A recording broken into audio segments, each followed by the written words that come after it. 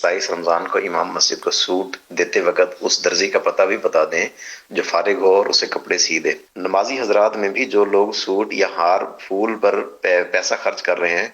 انہیں چاہیے کہ امام صاحب کے جو اپنے پھول یعنی بچے ہیں ان کے لیے کچھ عیدی کے طور پر کیش رقم دے دیں، اور اس کے لیے 27ویں شب یا عید کا انتظار مت کریں۔ میری تو خواہش ہے کہ آج سے نئی روایت کا آغاز ہو جائے، امام صاحب کو پھولوں کے جو 100 ہار پہنائے جاتے ہیں اس کے بدلے صرف ایک ہار پہنایا جائے، اور وہ چاہے 1000 والا ہو، نوٹ والا، اور آپ کے اس عمل سے دوسروں کو ترغیب بھی ملے اور امام صاحبان کا بھلا ہو جائے گا۔ میرا بھی زندگی کا ایک حصہ امامت میں تو گزرا ہے،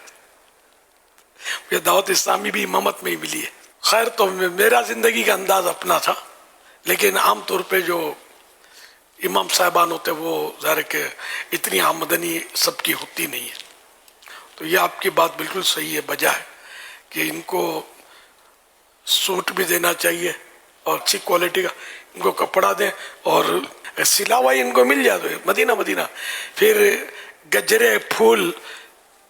اور یہ اچھی آپ نے مثال دی کہ ان کے بھی تو پھول ہیں، چھوٹے بچے واقعی ہوتے ہیں ان کے بھی، اور ان کو بھی نظر انداز نہیں کرنا چاہیے کہ بچوں کا بھی خیال رکھنا چاہیے۔ ہم اپنے بچوں کا خیال رکھتے ہیں تو ان کا بھی خیال رکھا جائے، ان کو بھی یعنی کہ عمدہ کپڑے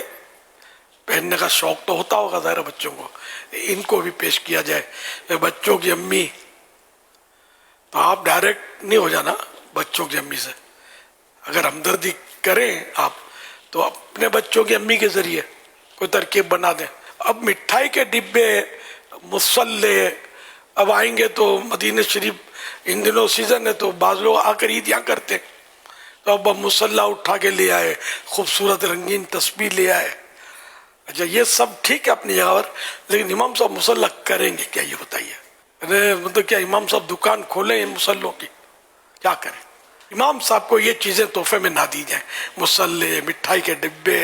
اور پتہ نہیں کیا کیا دے رہے ہوتے ہیں، یہ امام صاحب کے کام کی نہیں ہوتی۔ امام صاحبان کو، مؤذن صاحبان کو اگر دینا ہی ہے تو یہ سب سے مطلب بہترین تو ہے نا، یہ روکڑا، نقد روکڑا بولتے ہیں ہم لوگ، کہ اس سے دوا بھی خرید سکتے ہیں۔ امام صاحب بیچارے بیمار ہیں، گھر میں بیمار ہے، کوئی مسئلے ہیں، بچوں کو دوا لانی ہے، تو یہ آپ کی مٹھائی سے دوا نہیں آئے گی، نوٹوں سے آئے گی۔ اور تنخواہ امام صاحب کی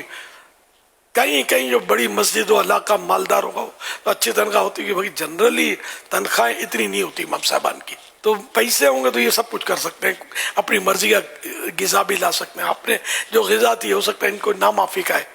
اپنی مرضی، تو پیسے دینے چاہیے۔ اللہ کرے دل میں اتر جائے میری بات۔